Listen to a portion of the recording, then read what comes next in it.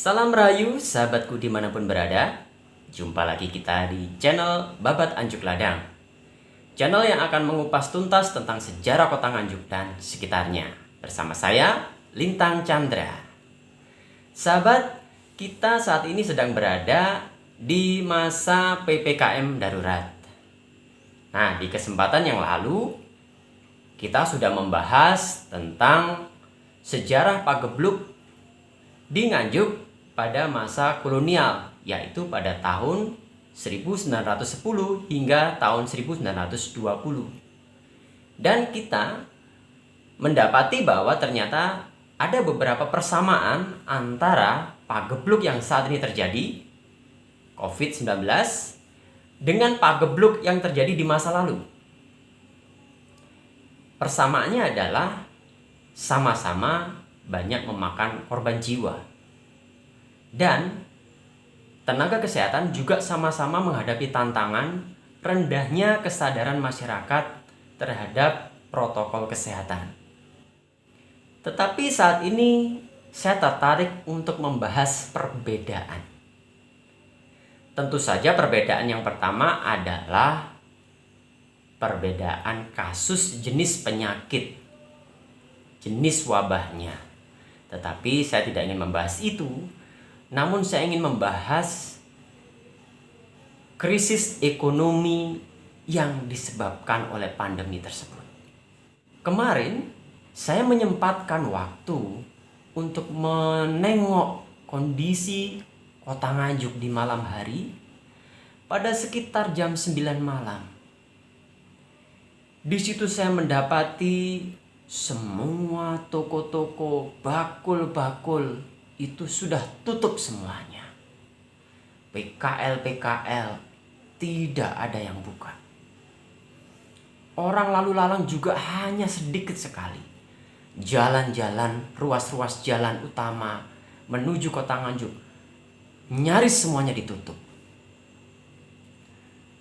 Dan lampu-lampu juga dipadamkan, sehingga kondisi kota Nganjuk nyaris gelap gulita. Di situ hati saya merasa terenyuh. Saya melihat Nganjuk seperti kota mati. Gara-gara pandemi COVID-19 ini dengan diterapkannya kebijakan PPKM darurat. Memang kebijakan ini tujuannya baik untuk mencegah penyebaran virus COVID-19.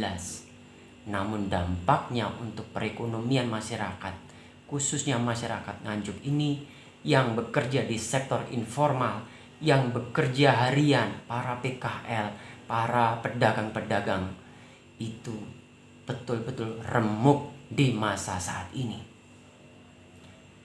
Nah, di masa lalu, walaupun terjadi pandemi, ternyata ekonomi jalan terus dengan normal. Pada saat itu di Nganjuk ada 6 buah pabrik gula yang beroperasi.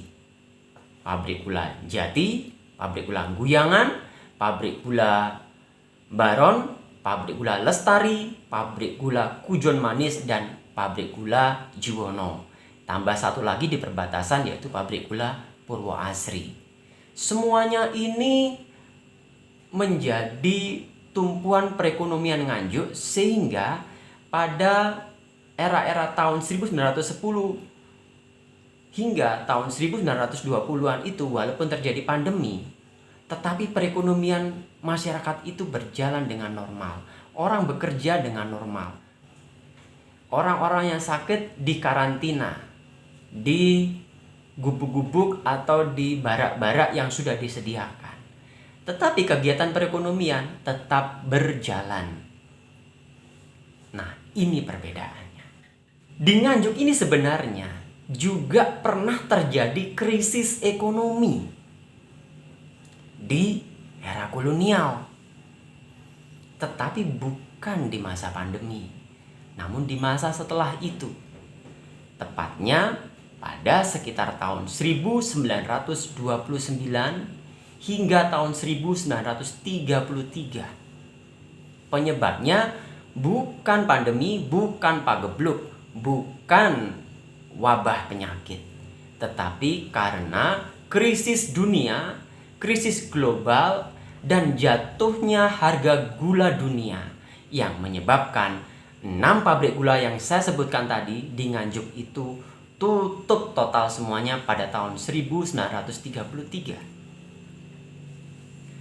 Sebuah koran Belanda menggambarkan kondisi krisis ekonomi di Nganjuk pada tahun 1933, dinyatakan bahwa Nganjuk menjadi kota mati.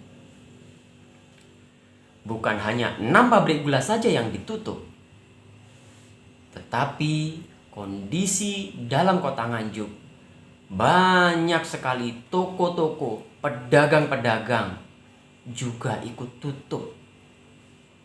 Banyak pengangguran karena mereka yang bekerja di sektor yang berhubungan dengan produksi gula ini semuanya harus dirumahkan. Para petani tebu juga merasa merugi, tidak bisa memproduksi lagi karena tidak ada produksi di pabrik gula. Para pengusaha memilih untuk pindah dari kota Nganjuk, meninggalkan kota ini untuk seterusnya. Waktu itu di Nganjuk sudah ada sebuah bioskop, yaitu bioskop Hartmann yang kemudian menjadi bioskop Mustika. Pada tahun 1933 bioskop Hartmann ini ditutup. Kemudian dulu ada yang namanya Gedung SOS yang sekarang ini menjadi Gedung Pramuka. Itu dulu adalah tempat pertunjukan seni, baik ketoprak, wayang, pertunjukan musik-musik, orkes musik jazz, orkes musik keroncong. Itu sering dilakukan di Gedung SOS. Tetapi di tahun 1933 Gedung SOS juga ditutup. Tidak ada lagi kegiatan pertunjukan kesenian karena sudah tidak ada lagi pembiayaan di sana. Dulu di Nganjuk ada 2 hotel yang terkenal, yaitu Hotel Wilhelmina dan Hotel Nganjuk. Pada tahun 1933 kedua hotel tersebut juga tutup, gulung tikar. Dulu di Nganjuk ada sekolah Belanda yang namanya ILS dan ada sekolah untuk etnis Tionghoa yang disebut HCS. Ada lagi sekolah untuk kaum pribumi yang dinamakan HIS. Sekolah-sekolah itu pun tutup karena tidak ada dana untuk menggaji para guru. Bayangkan kondisi Nganjuk di tahun 1933 betul-betul lumpuh, perekonomian lumpuh, kondisi kota juga sudah seperti kota mati. Bukan karena pandemi, tetapi karena krisis ekonomi. Nah, berkaca dari sejarah Nganjuk di masa lalu, maka sebenarnya pemerintah itu perlu untuk mengevaluasi kembali kebijakan PPKM darurat ini. Jangan-jangan penerapan PPKM darurat ini sama dengan mengatasi masalah tetapi menimbulkan masalah lain yang lebih besar. Sejarah Nganjuk sudah menunjukkan bahwa krisis ekonomi ternyata lebih mengerikan dampaknya daripada pandemi atau pagebluk itu sendiri. Dan juga kepada dulur-dulur, sahabat-sahabat, para pekerja jalanan, para bakul-bakul di pasar, warung-warung, PKL, salesman, dan juga dulur-dulur ojek online. Saya tahu bahwa kalian betul-betul merasa remuk di masa PPKM darurat ini. Tetapi semoga kalian terus mendapatkan jalan keluar. Tetap bisa bertahan, tetap survive di masa krisis ekonomi saat ini. Semoga pemerintah juga segera mendengarkan keluh kesah kita saat ini. Akhir kata, saya Lintang Chandra undur diri. Mohon maaf apabila ada kesalahan atau kekurangan dalam tutur kata. Semoga pandemi ini segera berakhir dan krisis ekonomi ini juga segera dapat teratasi. Salam Rahayu, jayalah Anjuk Lada.